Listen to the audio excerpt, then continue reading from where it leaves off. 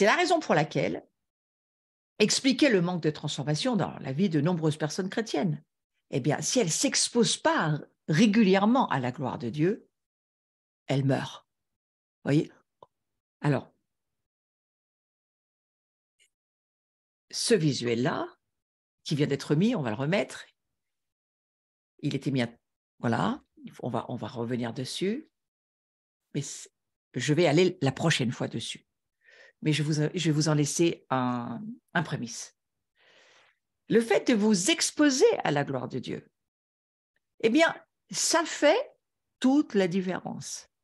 Mais je ne veux pas aller sur l'explication maintenant. Je voudrais aller un peu plus tard là-dessus. Mais Jésus, il s'est fait homme parce que justement, il nous a montré dans le processus de la croix, de la crucifixion, de la résurrection, de tout son rapport avec son Père, de tout son rapport avec le Saint-Esprit, toute cette manière de voir, eh bien, que ça allait être pour nous le chemin dans notre nouvelle vie. Vous voyez, aujourd'hui, il a ouvert une nouvelle voie, c'est très bien. Eh bien, cette voie-là, elle nous connecte entre le ciel et la terre. Elle nous permet de monter et de descendre, comme lui l'a fait. Elle vous donne une faculté de téléportation spirituelle, pas dans le matériel, mais dans le spirituel. Vous pouvez monter dans l'adoration et vous pouvez descendre, exactement ce que Jésus a fait. Il a souvent dit, Jésus, je suis là, en fait, je vous parle, mais je suis aussi dans les cieux. Comment c'est possible? Eh bien, parce que nous aussi, nous sommes sur la terre, mais nous aussi, nous avons une faculté d'être assis avec Christ dans les cieux, d'être dans le conseil de Dieu, dans notre être intérieur, nous avons une faculté de connecter avec l'éternité déjà. Et ça, c'est une faculté que seul peut vivre celui qui est né à nouveau et qui a, par la puissance du Saint-Esprit, est enseigné et s'expose. En fait, il s'expose à cette gloire. Mais j'y reviendrai. Et cette continuelle transformation, en fait, c'est là où je voudrais rester, cette transformation, elle est extrêmement importante et elle se fait de diverses manières. En fait, lorsque Jésus va nous dire, enfin, la parole va nous dire, soyez transformés par le renouvellement de votre pensée et ne vous conformez pas au monde, mais en fait, laissez-vous être totalement changé dans votre nouvel être, l'être que vous êtes. Il faut grandir et il ne faut pas marcher dans votre nouvelle vie avec les vieux paradigmes, les vieux logiciels, les vieilles choses, parce que ça ne marchera pas. Ça s'appelle un chrétien charnel. C'est un chrétien qui veut vivre les nouveautés, mais qui ne s'appuie que sur ce qu'il connaît, que sur ce qu'il sait, que sur les informations, à la limite qu'il avait, parce que pour beaucoup de choses, c'était pour nous beaucoup plus des informations que de l'expérience. J'en parlerai plus tard, mais j'en ai déjà un petit peu parlé le cours d'avant, lorsque je vous ai amené dans l'importance de la compréhension spirituelle ou de l'étude intellectuelle.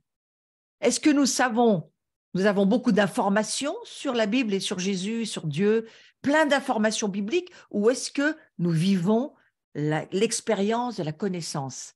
C'est-à-dire, j'y reviendrai, ce que j'appelle, plus tard, je l'appelle l'exposition, hein, à la lumière. J'y reviendrai. Mais cette transformation, quand les chrétiens ne sont plus transformés, ils perdent leur puissance. Pourquoi? Parce qu'ils vivent des choses anciennes. Ils vivent des choses qu'ils connaissent, qu'ils savent. Ils ne peuvent pas sortir de leur raisonnement ou des informations qu'ils avaient. Si vous vivez dans la gloire de Dieu, vous vivez dans un monde où les choses ne sont pas fermées dans des boîtes, c'est pas calé dans des forteresses intérieures. J'appelle ça les forteresses, il faut les renverser, celles-ci, de l'être charnel ou de l'âme charnelle.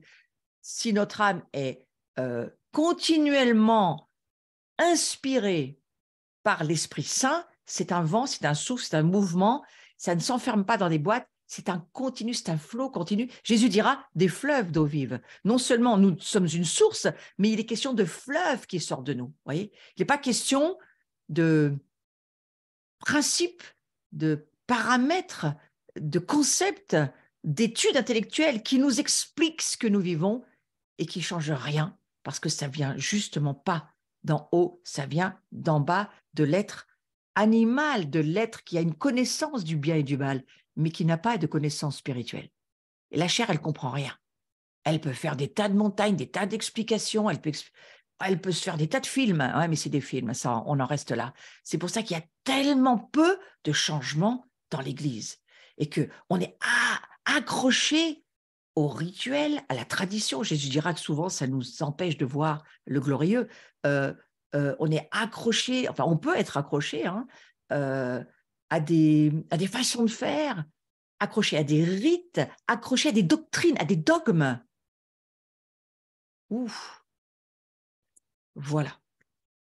Nous ne sommes pas dans ce registre-là lorsque nous comprenons par la foi que la Bible est un livre vivant.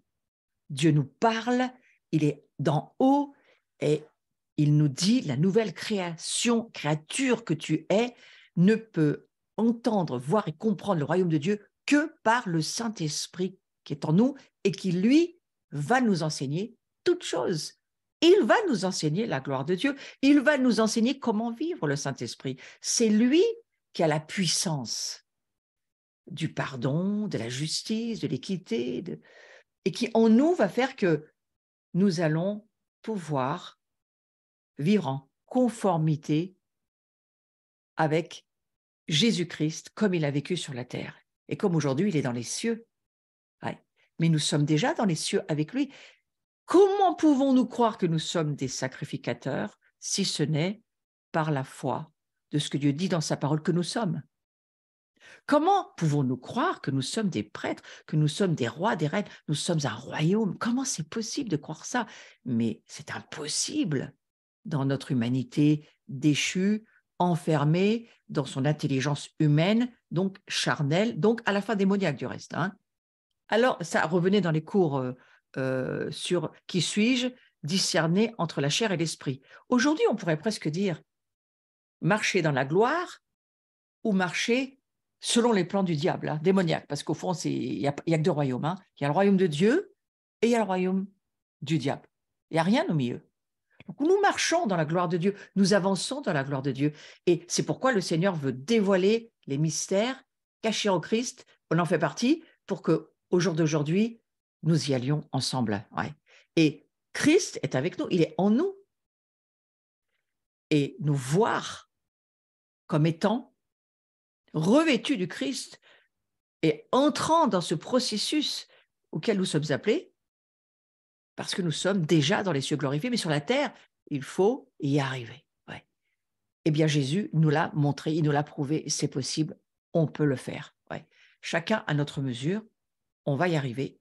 Quels que soient les progrès, on en fait tout le temps, parce que c'est à ça que le Père, le Fils et l'Esprit Saint, je crois, c'est pour cela qu'il prie. Et vous savez quoi? Il ne cherche pas une perfection humaine, c'est quelque chose que j'aimerais dire à la fin de ce cours. Il ne cherche pas une perfection humaine du tout. Ce n'est pas le but de la famille de gloire qui est là-haut, la Sainte Famille. J'aime bien l'appeler comme ça, parce que c'est aussi comme ça qu'on pourrait s'appeler la Sainte Famille. Ouais. Nous sommes une sainte famille, il faut le comprendre, et nous sommes appelés à vivre comme nous vivons ce que nous pensons. Si nous pensons juste, nous arriverons à le vivre. Si nous pensons faux, nous n'y arriverons pas. Ouais.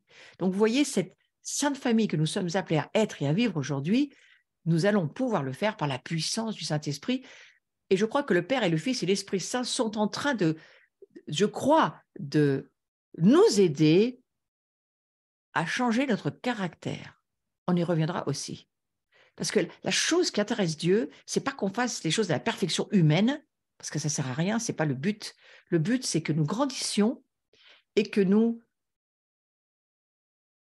puissions recevoir et devenir le fruit d'esprit, Galates 5, 22, le caractère de Christ.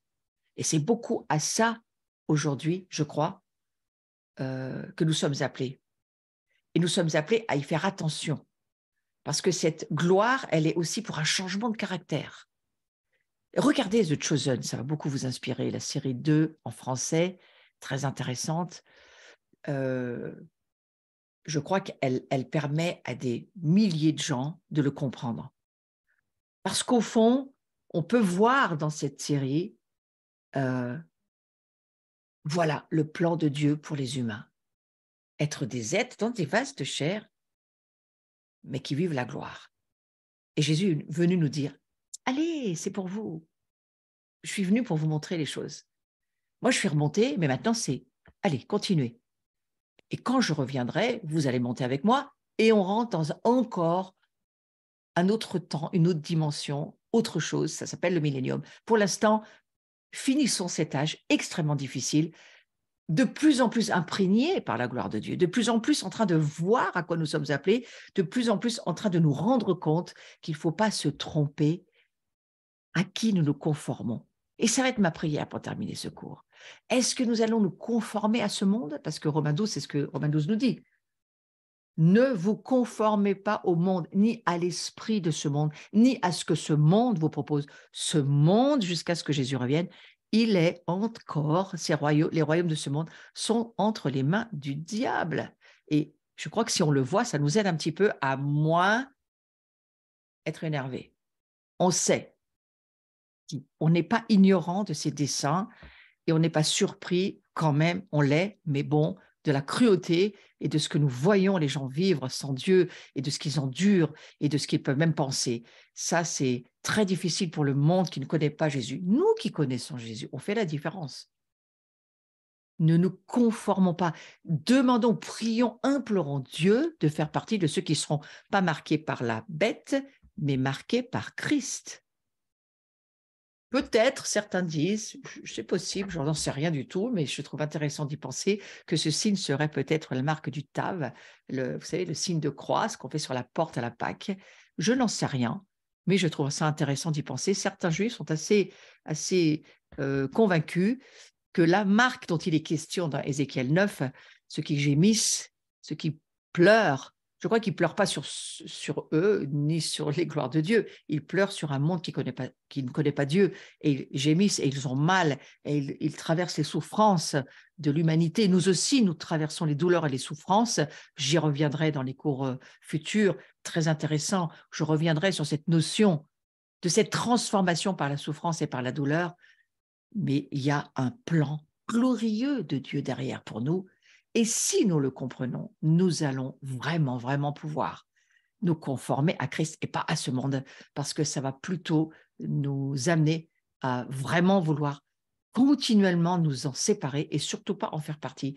On y vit, mais on n'est pas de ce monde. Voilà, je vous souhaite une très belle soirée. J'avais un petit peu envie de parler avec vous, avec mon cœur ce soir. Nous reprendrons d'une façon plus formelle le cours la prochaine fois et nous allons continuer sur cette exposition à la gloire de Dieu. Je vous promets que ça sera très, très, très intéressant. Donc, prochain cours, jeudi 26 janvier, à la même heure. Je vous y attends avec plaisir. Alors, c'est juste pour donner des infos. Pour ceux qui êtes dans le Nord, je serai le 27 vendredi soir, 28 samedi 29 à Diemeringen, c'est en Alsace. Il y a des réunions prévues. Pour cela, il faut contacter la famille Geyer. Donc voilà, très intéressant pour ces rencontres en tous les cas. Et il y aura une grande rencontre le vendredi soir pour toutes les Esther. Donc, vous voyez, ces femmes qui se préparent et qui se consacrent et qui sont, pour moi, c'est vraiment des vierges sages qui mettent de l'huile dans leur vase. Et ce mouvement des Esther est très intéressant. C'est Esther qui s'en occupe, c'est Astrid qui s'en occupe, pardon. Et son mari, Thierry, qui est pasteur, lui, de l'église luthérienne réformée du Nord. Nous allons avoir des réunions aussi on va dire de réveil le soir, mais l'après-midi de formation et d'enseignement sur ce sujet justement que j'aborde avec vous. Voilà, et sinon, petite maison de gens avec Samuel, Olivier et Laurent Maréchal, rejoignez-nous en présentiel, venez vivre des temps dans, exposez-vous sous et dans la gloire de Dieu, vous verrez vos vies transformées. C'est ça que j'aimerais vous dire. C'est pour ça que nous faisons ces week-end de la petite maison de Jean. Et puis, j'aurai une autre journée, samedi 25 février, la même chose. Inscrivez-vous sur le site de l'abri. Et là, eh bien, vous pouvez suivre en présentiel avec du ministère. Je préfère le préciser parce qu'il y avait une ou deux personnes qui n'avaient pas compris. Mais en Zoom, parfois je laisse au ministère, mais parfois je ne laisse pas pour des questions de sécurité. Faites-moi confiance et remerciez-moi quand même d'avoir les enseignements. Voilà. Donc, vous pouvez suivre en ligne, voilà, sur le Zoom, aussi si vous le souhaitez. Grand rendez-vous, c'est l'heure de Pâques, le jeudi 6 avril, en présentiel aussi à l'abri. Vous êtes la bienvenue et il y aura bien entendu une possibilité de le vivre en ligne. Il y aura Zoom, YouTube, et il y aura beaucoup d'autres choses parce qu'il y aura Carlos, il y aura aussi Marc Blancou, bien sûr, et il y aura Yuval Yannet de Jérusalem. Et nous tous, nous allons être cette église sur le cloud. Et elle existe, celle-ci aussi. Voilà. Ça, c'est peut-être pour tous ceux qui voulaient. Alors, toutes ces annonces, elles sont sur notre site. Hein. Là, je vous les mets parce que j'ai un petit peu de temps pour le faire, mais vous pouvez rejoindre toutes ces informations sur le site de l'Abri. En tous les cas, ce sont des dates à retenir. Et le 29-30 avril, c'est avec Jean-Michel Tour et ça va être très intéressant, selon ce que je crois. Réunion de réveil plutôt là, à mon avis. Hein. Voilà, on va se réveiller, on va boire du vin nouveau. Voilà, merci. Abonnez-vous à ma chaîne. Je suis très, très contente. J'approche, hein, j'approche des 1000, pas encore, mais j'attends. La bouteille de champagne est au frigo. Ensuite, mais cliquez, abonnez-vous. C'est vraiment important pour moi. Merci à tous ceux qui me soutenaient. C'est important aussi. Ça me permet de faire de la mission, voilà, de m'équiper. Donc, vous en profitez. C'est très bien. Je vous en remercie. Ça me permet d'être béni. Belle soirée à tous et à toutes. Et on se dit au revoir. À très vite. Portez-vous bien.